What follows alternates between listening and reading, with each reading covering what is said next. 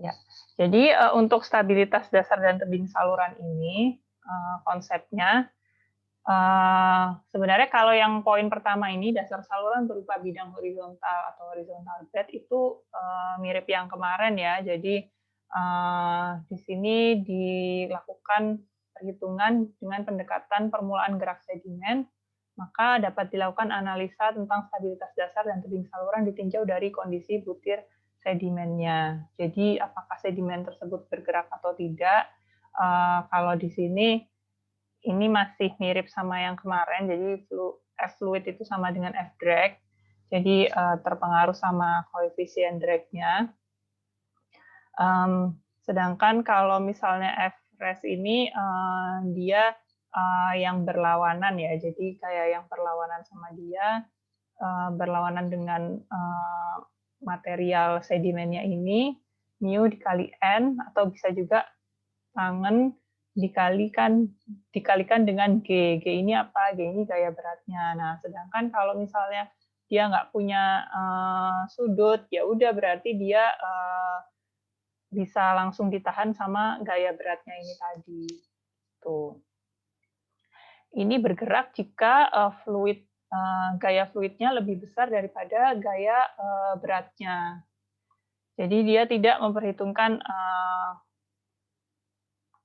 sumbunya ya, sumbu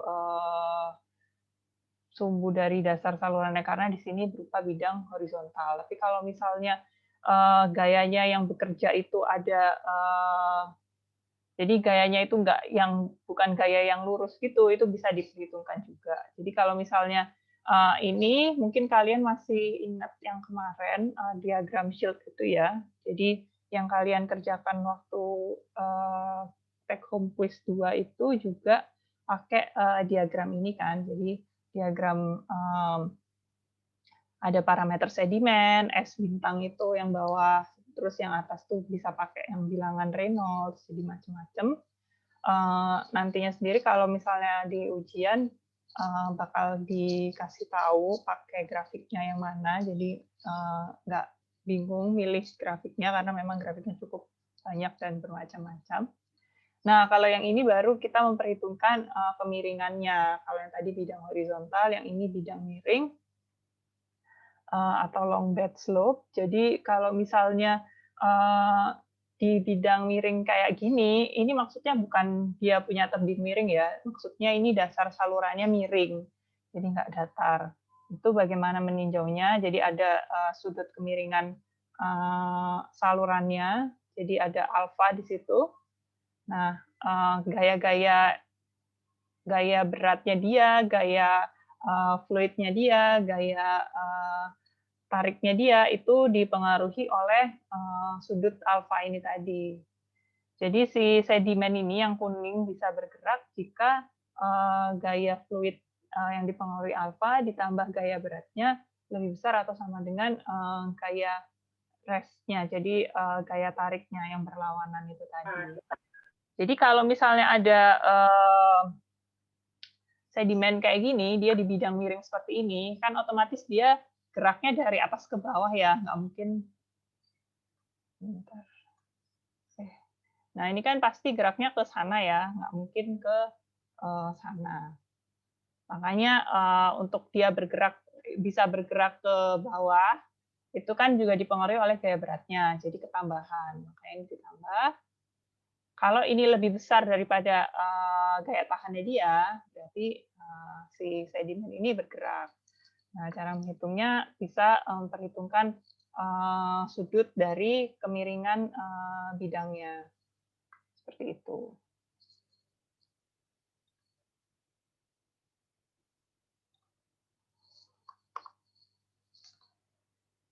Nah, ada beberapa kondisi jika dia bergerak ke bawah dan ke atas ya.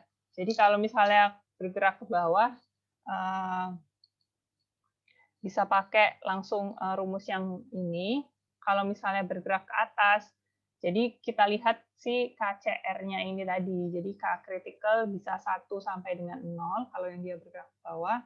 Kalau K kritisnya lebih dari 1, dia berarti bergeraknya ke atas. Alias si ininya F-nya lebih besar berarti.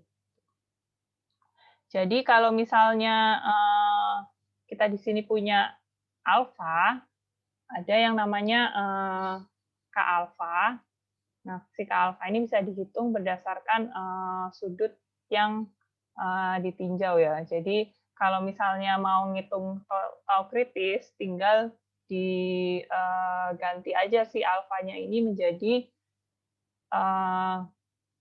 mu-nya gitu. Jadi kalau misalnya, bentar, kayak ini gambarnya kurang lengkap ya karena harusnya ada sudut mu di sini. Jadi kalau lihat gambar ini kan sudutnya nggak cuma ini ya. Nanti saya lengkapi gambarnya. Jadi harusnya ada mu di sini. Terus habis gitu tau critical alpha ini bisa dihitung dari perbedaan sudut antara mu dikurangi alpha. Dibagi sin mu dikali tau critical 0. Nah, kalau misalnya tau critical 0 ini maksudnya adalah yang kemarin kita pelajari. Jadi jika si dasar salurannya ini datar, jadi tau kritisnya berapa. Jadi yang kemarin-kemarin kita pelajari itu sebenarnya tau critical 0 sama tau dasar 0. Gitu. Tau B 0 sama tau critical 0.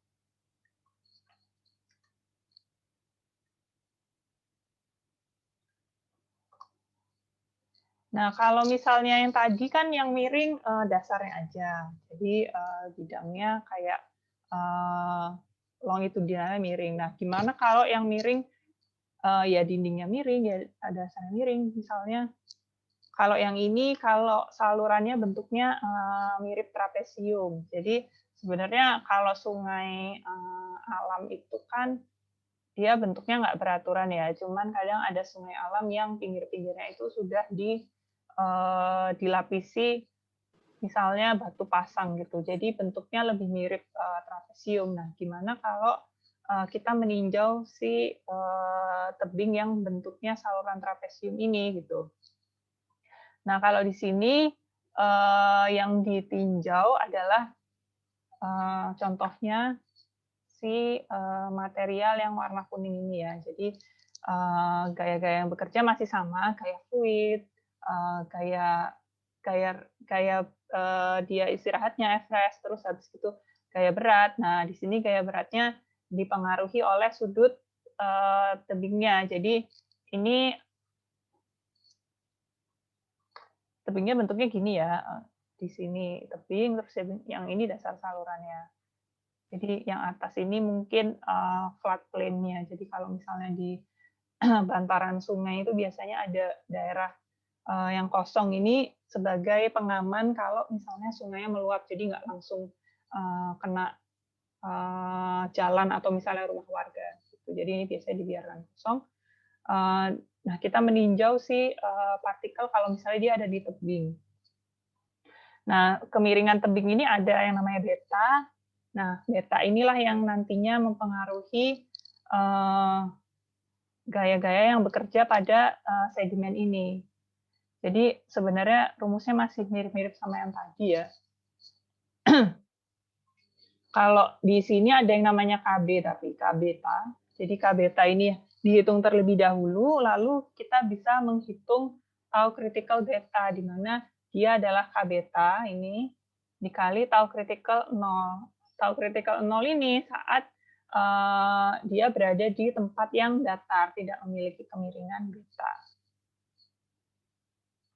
Nah, si partikel ini bergerak jika R lebih besar atau sama dengan F rest-nya. Jadi kalau R ini adalah, kalau kalian masih ingat rumus apa ini ya, Pythagoras kali ya. Jadi dia F fluid beta kuadrat ditambah dengan G kuadrat sin kuadrat beta. Nah, kalau yang ini gimana kalau kemiringannya double? Kalau yang tadi itu miringnya cuma di tebing ini aja. Jadi yang kesananya masih belum ada kemiringan ya, jadi masih 0 gitu. Nah, kalau yang ini double, dia punya kemiringan di tebing, dia punya kemiringan longitudinal juga. Jadi nggak cuma longitudinal aja. Kalau yang tadi kita yang kedua, yang pertama itu kita nggak punya kemiringan, yang kedua kita punya longitudinal aja, yang ketiga kita punya slide slope aja, yang keempat ini longitudinal slope dan slide slope. side slope. Jadi di sini karena ada dua sudut ya, jadi ada alfa dan beta, sehingga untuk tau kritikalnya juga memperhitungkan antara si KA dan KB. Dimana KA dan KB ini dihitungnya pakai rumus yang sama, KA beta ini. Nanti bisa bisa diganti yang ini K beta, terus cosnya cos beta. Nanti kalau bagian K alfa ya cosnya cos alfa, kayak gitu. Longitudinal slope ini penting jika alfanya lebih besar dari 3 derajat. Karena kalau misalnya dia kurang dari 3 derajat, sebenarnya tidak terlalu berpengaruh. Tuh. Nah, untuk saluran yang lebar, seperti sungai pada umumnya, jadi B jauh lebih besar daripada H. Misalnya ada sungai lebarnya 60 meter gitu, tapi kedalamannya cuma 5 meter. Nah, itu berarti untuk saluran yang sangat lebar. Atau dia kemiringannya di sini bisa ditinjau ya, jadi berdasarkan kemiringan tebingnya, rumusnya itu dibedakan menjadi seperti ini. Jadi ini hanya untuk saluran yang lebar, tapi memang biasanya saluran sungai yang alami itu lebar, sehingga kalian bisa pakai langsung rumus-rumus berdasarkan eksperimen ini. Jadi karena memang berdasarkan eksperimen, sehingga dia rumusnya berbeda-beda untuk kondisi yang berbeda. Contohnya misalnya yang ini untuk bagian tengah, ini yang sudah kita pelajari minggu lalu ya, tau B biasa ini. Bagian tengah di sini yang datar, rho G H dikali I. Bagian tengah ini stabil jika tau B kurang dari atau sama dengan tau critical. Itu kalian udah tahu semua ya, karena kalian mengerjakan kuis yang kemarin pakai prinsip ini. Nah, untuk yang bagian tepi atau tebing, bisa berdasarkan eksperimen ini. Jadi, kalau misalnya saluran kalian itu trapesium, jadi nggak perlu rumus-rumus yang ribet kayak tadi. Bisa langsung pakai angka koefisien di bawah ini. Jadi misalnya kemiringan tebingnya untuk tebing 1:2 gitu. 1:2 berarti kemiringan tebingnya itu dia di sini 1, di sini 2 ya. Jadi misalnya untuk tebing 1:2, rumus tau B tebingnya itu 0,75 dikali tau B tengah, di mana tau B tengah ini adalah tau B yang 0, yang nggak ada kemiringannya. Jadi yang kalian sudah pelajari minggu lalu itu tau B tengah. Terus tau B tebingnya bisa diukur dengan rumus ini. Tapi ini memang cuman hanya berlaku untuk tebing dengan angka-angka berikut. Jadi cuman berlaku untuk 1:2, 1:3, 1:4, dan 1:6. Nah, bagian tepi atau tebing ini stabil jika dia adalah kurang dari tau critical tepinya. Jadi contohnya misalnya tau B tebingnya si 1:2 ini kan 0,75, itu kan 3/4 ya.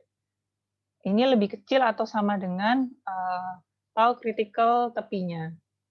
Gitu. Jadi prinsipnya sama dengan yang bagian tengah ya. Kalau misalnya dia lebih kecil atau sama dengan yang kritis, berarti dia masih stabil. Kalau sama dengan kritis kan berarti dia baru mau mulai bergerak.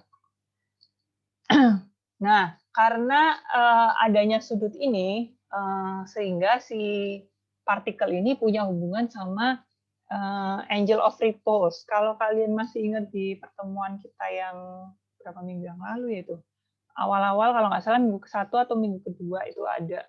Kita ngebahas angle of repose.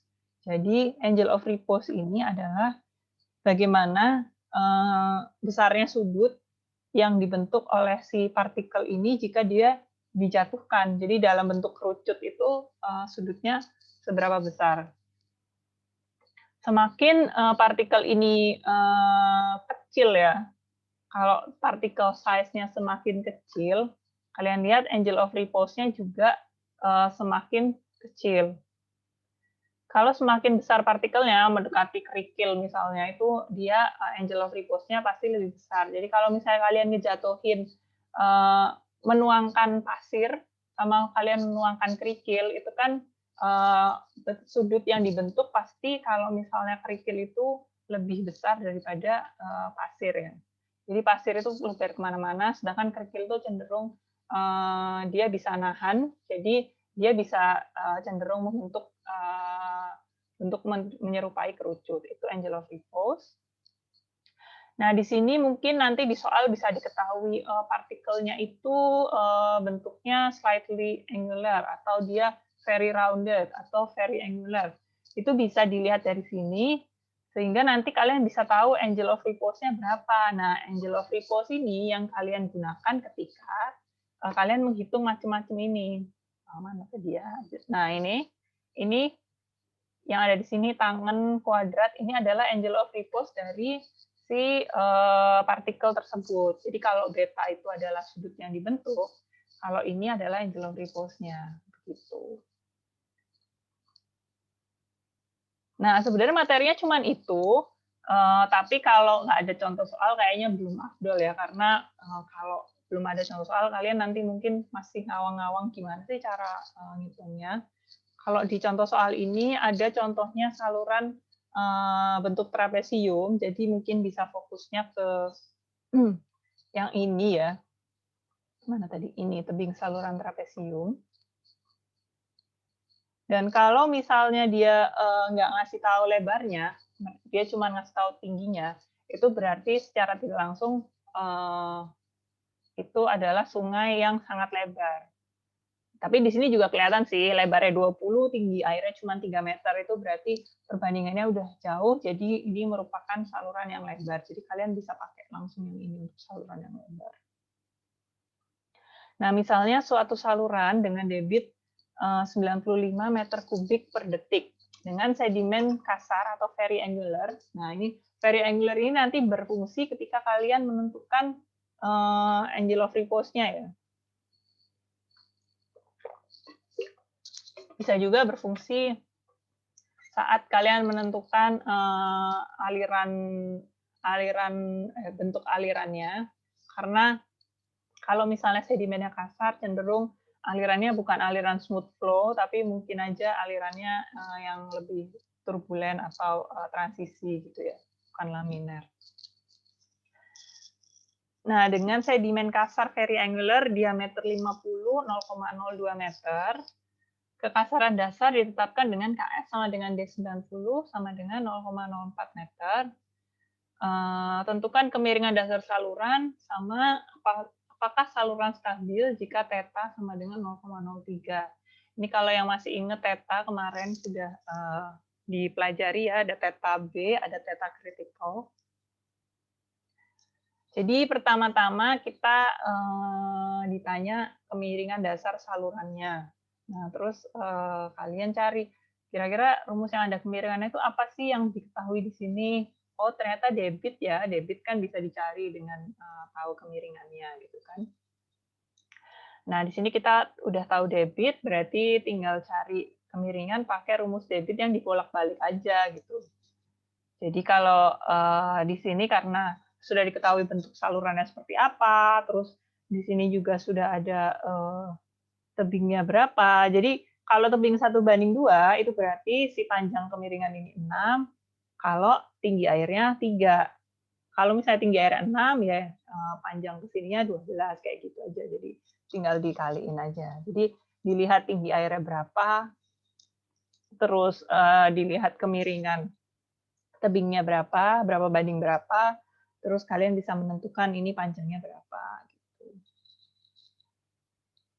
Nah, untuk bisa tahu I, kita perlu ngitung A dan R-nya dulu, setelah tahu dimensi salurannya. Jadi dapat A dan R, terus habis itu, karena ini pakai rumus Cesi ya, terus kalian mungkin masih ingat yang kemarin tabel kekasaran itu. Jadi kalau misalnya diketahui kekasaran, kita bisa mengetahui jenis alirannya, terus kita bisa tahu rumus Cesi mana yang dipakai. Karena seperti yang kalian sudah tahu juga, rumus Cesi kan berbeda-beda berdasarkan jenis aliran. Kalau laminar apa, transition apa, terus untuk yang turbulen itu apa, flow apa namanya, rumus Cauchy-nya. Nah, ini kan karena sedimennya kasar, terus KS-nya cenderung besar, 0,04 meter, berarti bisa dianggap dasar saluran ini rough atau kasar, sehingga bisa pakai rumus Cauchy yang ini. Setelah dapat angka Cauchy-nya, kita bisa tahu kemiringan dasar salurannya. Nah, untuk setelah dapat kemiringan dasar saluran, baru kita bisa mengerjakan apakah saluran stabil jika tetanya 0,03. Nah, kalau yang kayak gini, kalau di minggu lalu kita kan meninjau stabilitas saluran berdasarkan tegangan geser, terus kecepatan geser, terus parameter sedimen gitu kan. Nah, kalau yang di sini kita bisa meninjau dari bagian tengah dan bagian tebingnya. Karena kalau minggu lalu kan kita belum belajar bagian tebing. Nah, kalau untuk bagian tengah, ini mirip sama yang dikerjakan minggu lalu, jadi tau B dibandingkan dengan tau B kritis, terus mana yang lebih besar, sehingga kalau dia lebih kecil dari tau B kritis, salurannya stabil gitu ya.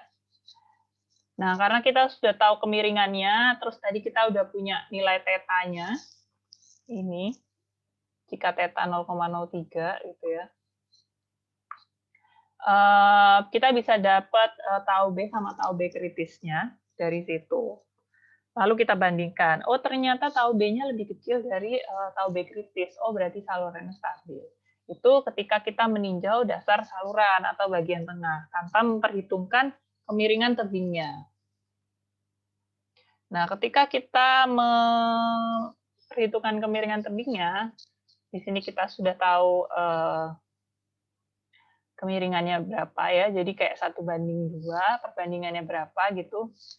Kalau misalnya ada di list ini tadi, misalnya 1:2, 1:3, 1:4, 1:6, kalian bisa langsung pakai rumus yang ada koefisiennya ini tadi. Jadi karena 1:2, kita pakai 0,75, sehingga di sini tau B sama dengan 3/4 rho G H I B.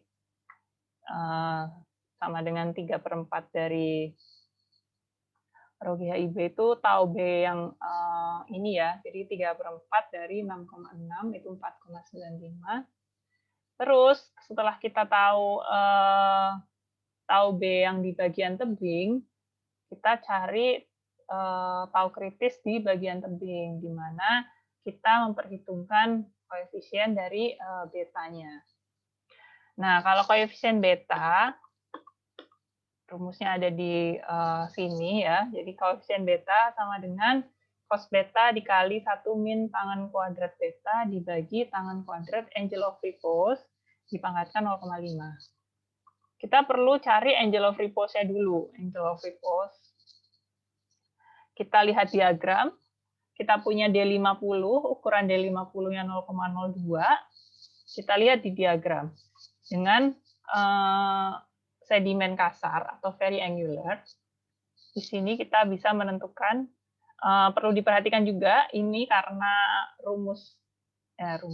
diagram ini satuannya itu bukan milimeter, bukan metrik ya, tapi pakai satuan Amerika. Jadi ini pakai inci, sehingga yang tadi kalian punya itu datanya harus dirubah dulu menjadi inci. Jadi dari milimeter atau meter dijadikan inci, tadi dari 0, berapa tadi ya? D50 0,02 dijadikan ke dalam inci adalah 0,8 inci. 0,8 inci, terus sedimennya tadi very angular, berarti pakai garis yang paling atas. Lalu kita bisa lihat dari 0,8 inci itu, kalau sedimennya very angular, angle of repose-nya adalah 38 derajat. Nah, kita dapat 38 derajat sebagai angle of repose. Untuk menghitung koefisien beta, yang dipakai adalah tangan dari angle of repose. Jadi di tangan dulu, tangannya 38 derajat 0,78. Sedangkan untuk beta ini adalah arkes tangan. Jadi misalnya karena di sini kita nggak dikasih tahu sudutnya berapa ya besarnya, tapi kita tahu perbandingan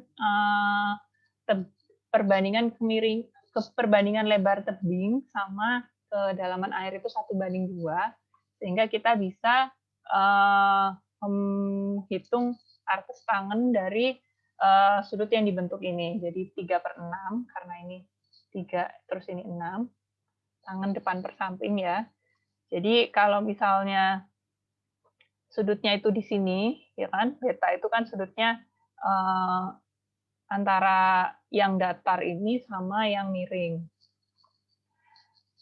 Sehingga kita dapat betanya 26,56 derajat, di mana tangan beta adalah 0,5. Lalu bisa dihitung koefisien betanya didapatkan 0,53. Setelah itu kita sudah punya tau B kritis, di sini ada 9,9. Terus kita punya koefisien beta, kita bisa tahu tau tebing kritis. Tau tebing kritisnya adalah 0,53 dikali 9,9. 9,9 itu adalah tau dasar kritis. Gitu. Jadi tau tebing kritis itu tinggal tau dasar kritis aja dikalikan dengan koefisien sudutnya. Gampangnya seperti itu. Setelah dapat tau tebing kritis 5,24, tau tebing kritis ini dibandingkan dengan tau tebing tidak kritis, jadi tau tebing biasa. Yang sudah dihitung di awal ini pakai rumus berdasarkan perbandingan tebingnya. Yang tadi 0,75 atau 3/4. Didapatkan 4,95 tadi di awal, lalu kita bandingkan dengan 5,24.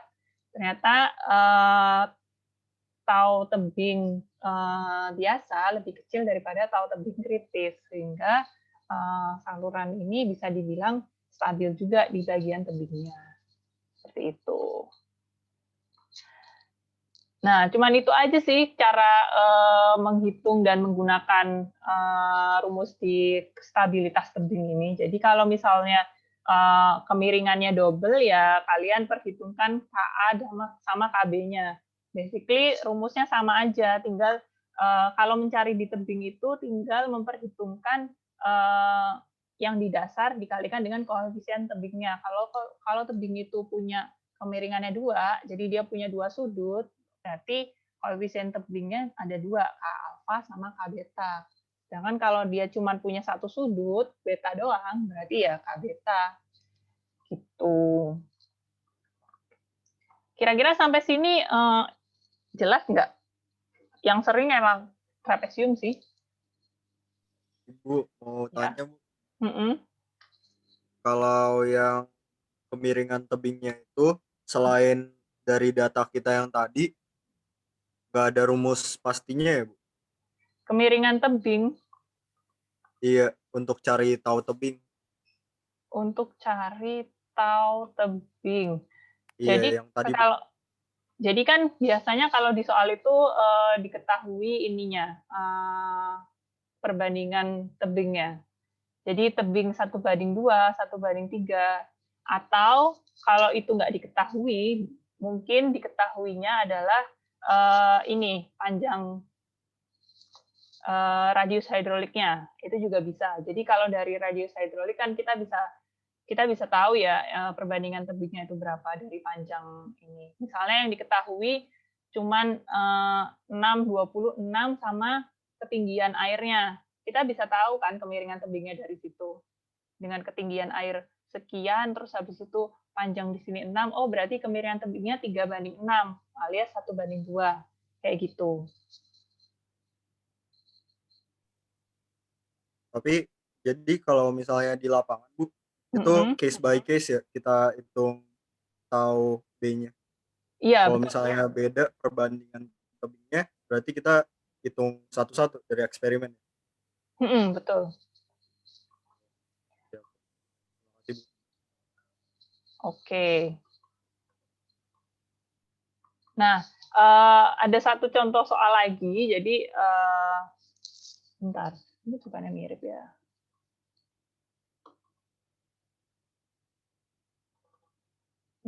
Oh, Iya, jadi caranya sama, cuman di sini angkanya beda. Mungkin kalian bisa pakai buat latihan ya. Jadi ini caranya sama, cuman yang ditanyakan angkanya, yang diketahui angkanya agak sedikit berbeda. Tapi basically caranya mirip sama yang sebelumnya ini. Jadi kalau kalian mau coba-coba, mungkin bisa pakai latihan soal ini. Nggak akan dijadikan tugas atau PR, cuman kalian barangkali mau nyoba, bisa pakai ini karena di sini saya sudah sediakan jawabannya. Jadi kalian bisa cek nanti kalau kalian nyoba jawaban kalian sesuai atau enggak.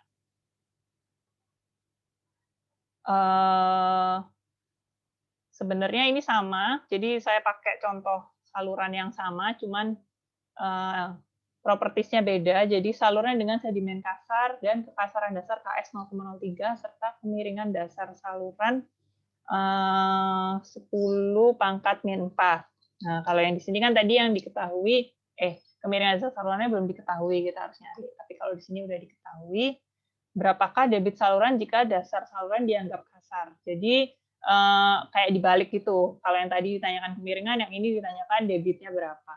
Terus jika bagian tengah dasar saluran stabil, berapakah besar partikel D50 untuk nilai theta 0,04. Nah, kalau di sini kita kan ngecek itu stabil atau enggak. Sedangkan kalau di sini kalau stabil, nilai partikel D50-nya berapa. Jadi dibalik aja. Yang tadi kita udah tahu nilai partikel D50 kita, tapi di sini kita ditanyakan nilai D50-nya berapa.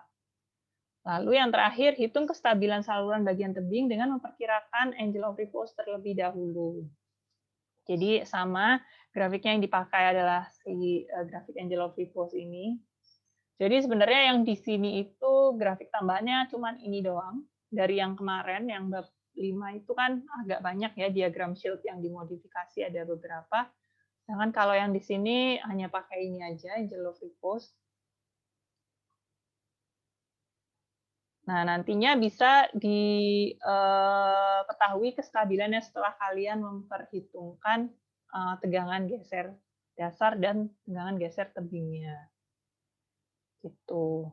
Jadi di sini sudah ada kunci jawabannya. Ini apa mau dikerjakan bareng-bareng apa gimana? Karena kita masih banyak sih. Tadinya mau saya pakai buat... Anotit. Kenapa? Dikerjakan bersama Ibu Aufi aja. Dikerjakan bersama-sama aja ya. Bentar. Pakai whiteboard itu, Bu. Iya. Saya coba dulu.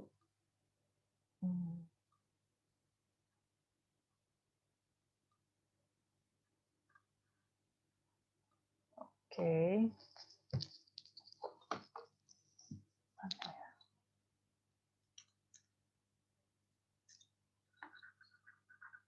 Wah, susah.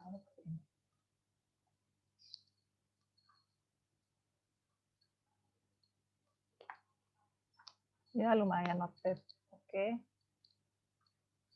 Jadi tadi kan kita punya saluran kayak gini ya. Terus habis gitu, ya bisa juga ya pakai ini. Handle. Terus habis gitu properties ukurannya adalah di sini tadi ada 20. Wow. Oke, 20. Yang ini tadi 1:2. Oke. Terus di sini 3.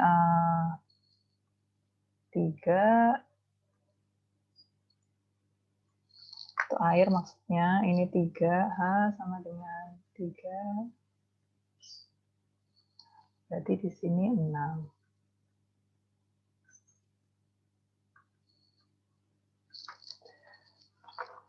Nah, yang diketahui apa aja ya tadi?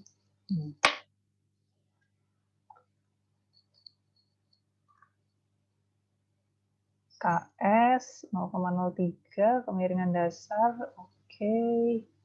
Iya, kita perlu cari AP sama R-nya dulu ya.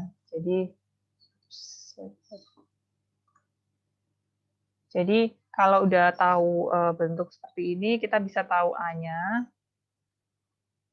Terus kita bisa tahu P-nya, terus kita bisa hitung R-nya. R sama dengan A per P. Nah, kalau rumus A sama P kan kalian udah di luar kepala lah ya untuk trapesium. Jadi ini saya langsung ajar jawabannya. A-nya itu 78 meter persegi. Sedangkan P-nya itu jelek banget tulisannya, maaf ya, 33,41 meter. Terus bisa dapat R-nya itu 33416. Dari A sama R itu radius hidrolik kan ya 2,33 meter. Bukan sih. Iya benar.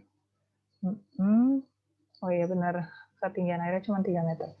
Terus kita tadi punya KS. KS-nya itu 0,03. Terus kita punya kemiringan dasarnya itu 10 pangkat min 4.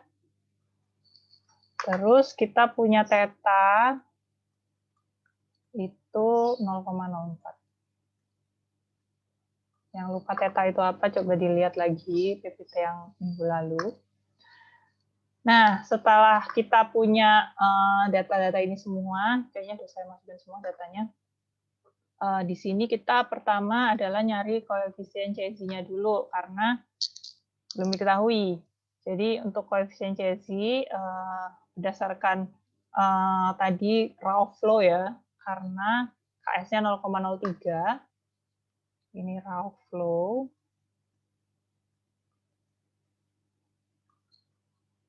Oke, jadi koefisien CSI-nya pakai rumus yang raw flow 18 log 12H, di mana H itu H air, dibagi KS. Didapatkan angka CSI-nya adalah 55,42. Nah, habis dapat angka CSI, kita bisa hitung debitnya. Debit ini dipakai buat apa ya?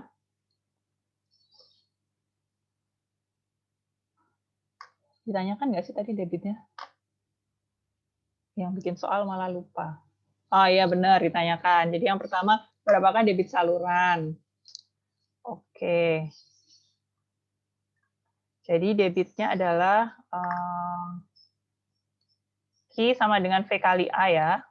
Di mana V-nya kita pakai rumus CSI, yaitu C dikali akar R I, terus dikalikan A.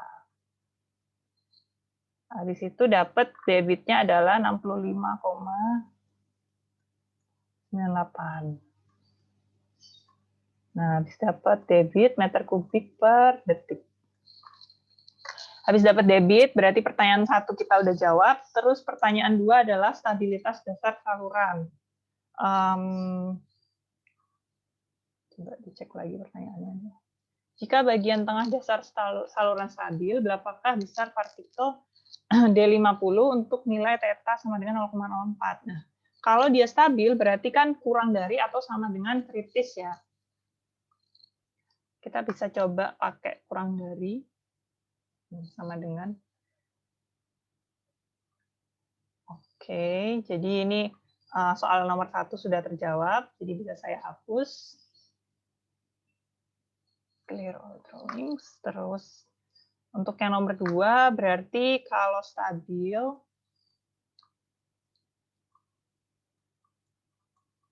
itu tau B dasar. Ini kan kita masih bahas dasar saluran ya, belum meninjau tebingnya. Tau B dasar kurang dari atau sama dengan tau kritis dasar.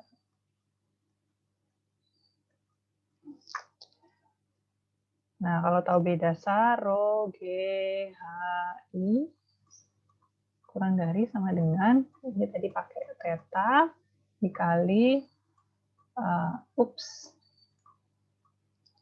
rho sedimen dikurangi rho air dikali gravitasi dikali D50.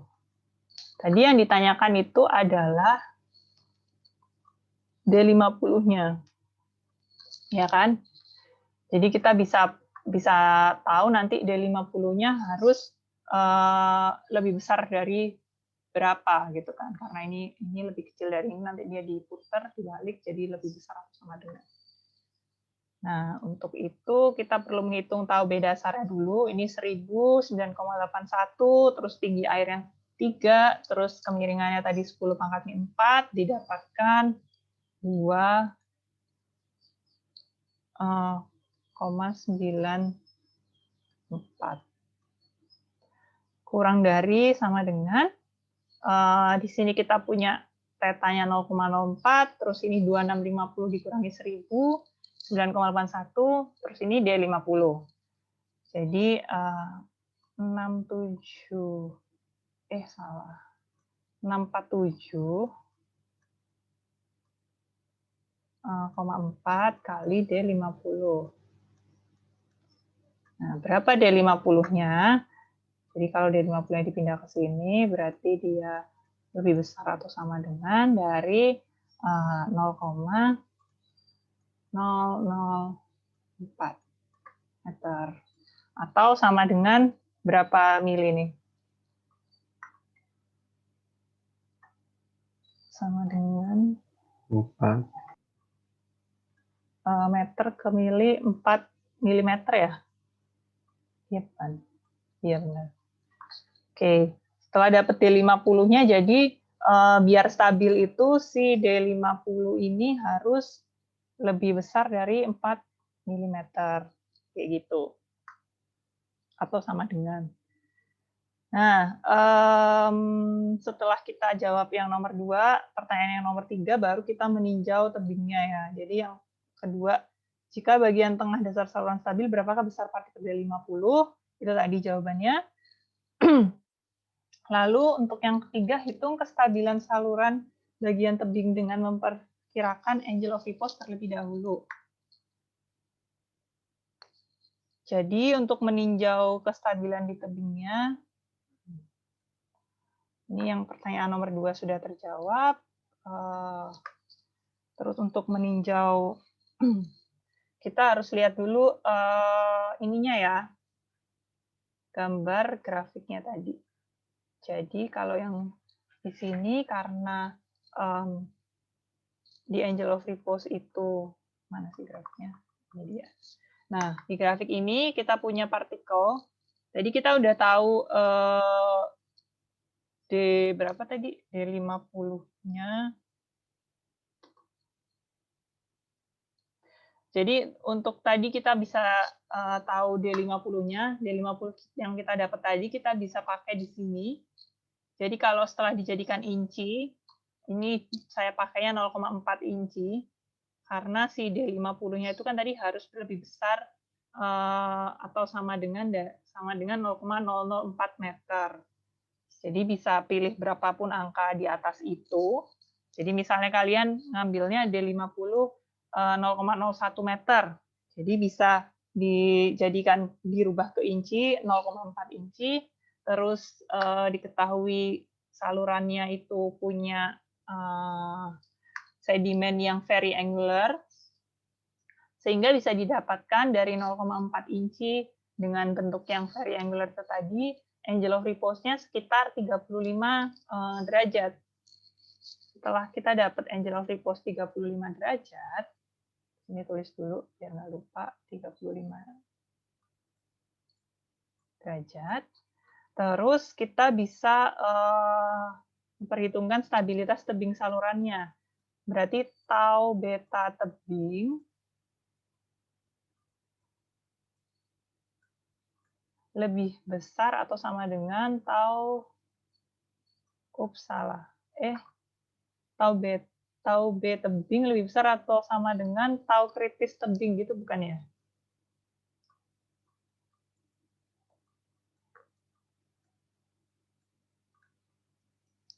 Nah, kalau dasarnya lebih besar dari, sorry kebalik. Dasarnya ini lebih kecil, harusnya kalau misalnya mau stabil ya, jadi nah ini lebih kecil sama dengan. Nah, setelah itu kita hitung untuk tebing tadi kan 1:2. 1:2. Berarti pakainya itu tau B tebingnya adalah 3/4 kali rho GHI. Ini harus kurang dari atau sama dengan tau kritis tebing ini adalah si koefisien beta ya, dikali tau kritis dasar. Tau kritis dasarnya tadi kita udah dapet di awal. Dasar. Nah, setelah ini kita bisa cek dia stabil atau enggak, karena kita udah punya semuanya ya. Kita hitung si KB-nya dulu. KB, K beta sama dengan cos beta dikali 1 min tangan kuadrat beta dibagi, dibaginya cuma yang tangan aja ya, satunya nggak ikutan. Tangan kuadrat angle of repose. Tuh. Betanya tadi berapa? Betanya itu karena dia 1:2 ya. Berarti kan ininya gini nih. Ini gini. Nanti betanya itu yang ini nih. Oke. Untuk tangan beta sama dengan 0,5 kan, 1/2. Maka betanya adalah 26,56 derajat. Nggak perlu tahu beta. Perlu deh buat cos. Oke. Cos beta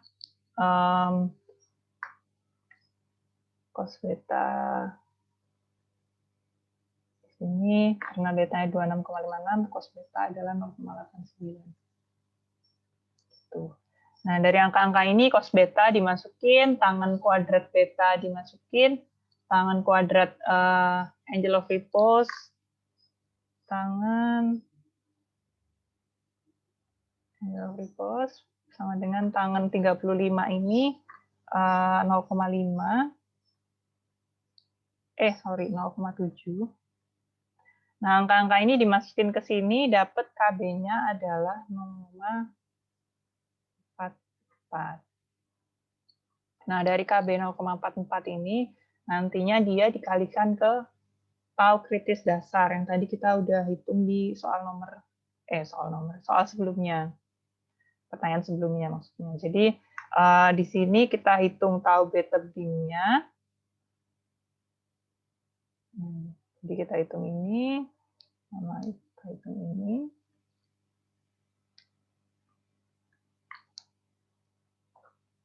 Tau B tebing itu pakai 3/4 rho GHI, sehingga ini didapatkan dengan hanya 3 meter, I-nya 10⁻⁴, rho-nya 1000, G-nya 9,81, didapatkan 2,2 Newton per meter persegi. Itu lebih kecil, dilihat dia lebih kecil atau tidak dari TCR tebingnya. Kalau CR tebing ini kan KB-nya kita udah dapat 0,44 sini. 0,44 dikalikan dengan angka yang tadi kita dapat di perhitungan sebelumnya. Jadi tau critical dasar ini kita tadi dapatnya 6,47.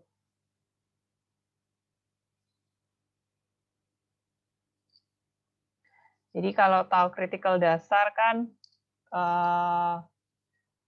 pakainya ya berarti yang dasar ya, bukan tebingnya. Jadi tinggal tahu kritis dasar dikalikan dengan koefisien beta, itu koefisien tebingnya. Nah, kita bandingkan 2,2 ini lebih kecil atau tidak dari 6,47. Oke, dia lebih kecil. Oh, berarti stabil. Kayak gitu. Stabil. Nah, basically output-nya itu aja sih, dia stabil atau enggak. Karena nantinya ketika kalian sudah bisa mengerjakan meninjau saluran itu stabil atau enggak, di situ akan ada pertanyaan lanjutan yang akan kalian pelajari setelah ETS. Jadi nanti setelah ETS itu materinya kira-kira jumlah sedimen yang pindah itu seberapa banyak kalau dia nggak stabil gitu. Jadi di sini kita masih memperhitungkan stabil atau enggak, bergerak atau enggaknya. Sedangkan di materi selanjutnya setelah ETS itu berapa besaran sedimen yang bergerak itu. Jadi kalian memperkirakan berapa besarnya material-material yang bergerak itu. Kayak gitu. Kalau di sini kalian masih memperkirakan apakah dia bergerak atau tidak, jadi dia stabil atau tidak, gitu. Jadi kalau misalnya udah bisa ini, ya nanti ketika menghitung itu juga sebenarnya rumusnya nggak beda-beda jauh, dasarnya ya tentang tegangan geser dasar, terus habis itu kalau yang nantinya memperhitungkan sedimen itu lebih fokusnya ke besaran sedimennya. Jadi kalau di sini kan kita masih fokusnya ke salurannya ya, jadi bentuk salurannya seperti apa, terus habis itu kemiringannya seberapa besar, seperti itu. Tuh, jadi ini saya clear dulu, terus share tadi lagi. Nah, udah deh, ini beberapa jawabannya. Jadi tadi 2,82 kita bandingkan sama si 6,47, ternyata, sorry, 2, berapa sih tadi? 2,2, ya 2,82 dibandingkan sama 6,47. 2,82 lebih kecil, berarti dia stabil gitu. Nah, untuk materinya sudah selesai yang dari saya. Close ya. Nah, mungkin di sini kalian bisa, kalau ada pertanyaan dari yang materi-materi sebelumnya, atau mungkin pertanyaan dari take home quiz yang sebelum-sebelumnya, yang pertama. Kalau yang kedua ini, karena masih ada yang belum mengumpulkan, mungkin nggak bisa saya bahas, tapi nanti pasti akan ada solusinya. Saya upload di Classroom. Kalau untuk ETS sendiri nggak perlu ini sih, nggak perlu terlalu yang gimana gitu, karena ya itu tadi, karena kalian juga udah punya nilai take home quiz, terus apa ya materinya itu lagi gitu loh. Jadi paling ya di review lagi aja yang quiz yang udah dikerjakan, bagaimana cara pengerjaannya, supaya nanti waktu ETS nggak bingung lagi, jadi tinggal langsung jalan ngerjain gitu, jadi nggak terlalu habis waktunya lama buat mikir gimana cara ngerjainnya ya gitu. Silakan, mungkin ada pertanyaan. Aku izin bertanya. Iya. Nanti itu ETS-nya rumusnya dikasih lagi kan, Bu? Kayak biasanya kan? Iya, harusnya. Saya sendiri belum bikin soalnya. Masih rundingan sama dosen yang lain, apakah mau dibikin sama atau dibikin beda tiap kelas. Belum tahu. Gitu. Tapi harusnya sih iya, tergantung yang bikin soal sih. Harusnya iya. Coba kalau nanti misalnya enggak pun, mungkin bisa ditambahkan sendiri ya, kalau misalnya memang diperbolehkan. Tapi kalau enggak, harusnya sih kalian nggak usah nggak usah terlalu memikirkan rumusnya dikasih apa enggak, tapi mungkin bisa pakai rumus yang kemarin dikasih di kuis, itu juga udah termasuk overall pakainya itu gitu. Kalau misalnya tergantung ya, kalau misalnya bilangan CZ itu kan tergantung ininya ya, tergantung jenis alirannya, pakai rumus yang apa, itu kan bisa beda. Cuman dari sekian banyak rumus yang kita pelajarin, yang biasa dipakai itu ya yang kemarin saya keluarkan di kuis itu. Gitu.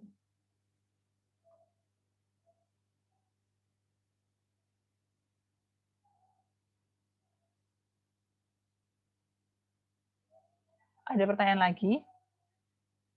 Untuk materinya Pak Mahe nanti dimulai setelah ETS itu ya, minggu ke 9.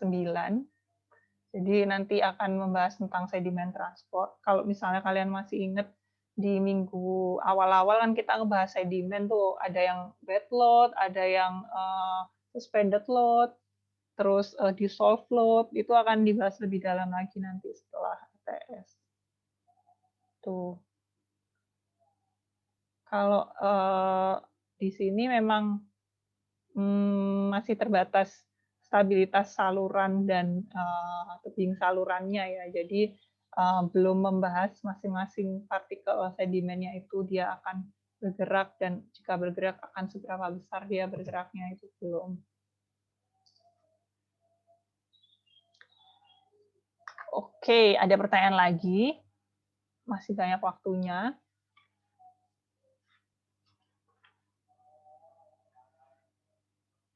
Mungkin nanti yang tadi karena coret-coretan ya, kalau misalnya saya sempat saya buatkan catatan yang lebih rapi gitu.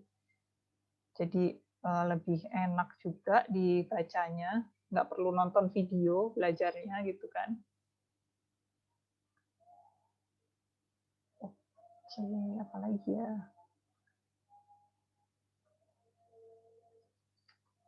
Ini udah isi presensi semua ya?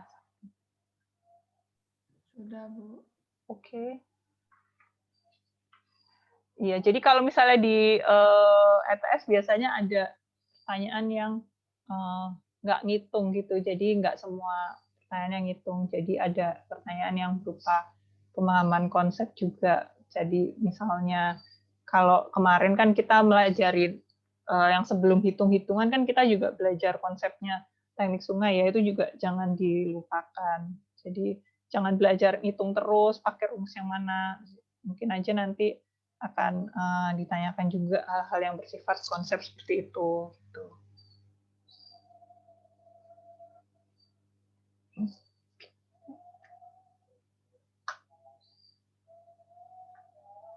Kira-kira kalau ETS kalian kalau ngerjainnya di classroom nggak masalah kan ya? Kayak kita kalau ngumpulin take home quiz itu. Enggak, Bu. Iya, nggak apa-apa, Bu. Oke. Dan kita nggak perlu nyalain Zoom kan? Atau kalian mau pakai Zoom? Maksudnya biar hemat kuota gitu. Terserah sih, tapi kalau misalnya mau nyalain. Kalau di kelas kan misalnya kita ujian beneran itu kan ini ya, maksudnya kalian bebas nanya ininya gitu loh. Bu, ini soal ini maksudnya apa gitu kan. Kalau misalnya ini kalian maunya kayak gitu atau kayak ngerjain take home quiz aja, cuman waktunya lebih singkat gitu. Ngerjain Take bareng home quiz aja. aja, Bu. Biar lebih Quiz tapi waktunya lebih ya enggak lemot. Iya, nggak perlu nyalain Zoom ya kalau gitu. Oke. nggak perlu, Bu. Kalau nyalain Zoom terus diajarin nggak apa-apa sih, Bu. Loh. Bukan ujian dong. Gimana Putri ini, Bu? Jadi Harnanda itu, Bu, tadi, Bu. Iya. Ya udah kalau gitu, kalau nggak ada pertanyaan lagi, atau kalau mungkin ketika kalian belajar ada kebingungan, mungkin bisa langsung tanya saja lewat WA atau lewat ketua kelasnya Zahra ya. Iya, Bu. Oke. Jadi karena sudah katanya udah nggak ada pertanyaan lagi, terus untuk solusi take home quiz-nya ditunggu, mungkin kalau nggak besok, ya harusnya sebelum hari Senin sih sudah saya upload. Nanti di-upload di MyTS Classroom. Tuh. Oke, kalau gitu terima kasih atas perhatiannya. Terima kasih juga yang sudah mengikuti kelas dari awal. Ya, ada pertanyaan? Bu, aku di saya ini apa ada Pak untuk masalah kelas MIT saya itu yang classroom itu kadang-kadang susah untuk diupload itu beberapa mata kuliah saya susah upload dan tidak terkirim Bu. Oh, kalau yang kayak gitu mungkin bisa langsung ini aja ya, ke email aja ya. Ke email saya boleh. Mungkin ini bisa dicatat email saya. Boleh Bu. Kalau misalnya kalian nggak bisa ngupload di Classroom, bisa uploadnya di email saya. Saya tulis di chat ya. Gitu. Oke, kalau gitu ada pertanyaan lagi? Tapi nanti soalnya di-uploadnya di Classroom ya. Ya bisa sih kalau minta soal lewat WA, cuman kalau di Classroom lebih langsung on time gitu dia biasanya nguploadnya. Oke, kalau nggak ada pertanyaan lagi, nggak ada ini mungkin testimoni, nggak ada ya. Ya udah kalau gitu terima kasih atas perhatiannya, terima kasih sudah mengikuti kelas dari awal sampai minggu ke-7 ini. Tuh good luck buat ETS-nya minggu depan. Ya akhir kata mohon maaf kalau misalnya ada kekurangan. Wassalamualaikum warahmatullahi wabarakatuh. Selamat sore semuanya. Terima kasih Bu. Selamat Sama-sama. Selamat Iya. sore Bu. Makasih Bu. Terima kasih. Terima kasih. Udah diisi ya presensinya, jangan ada yang nyusul-nyusul loh. ya Bu.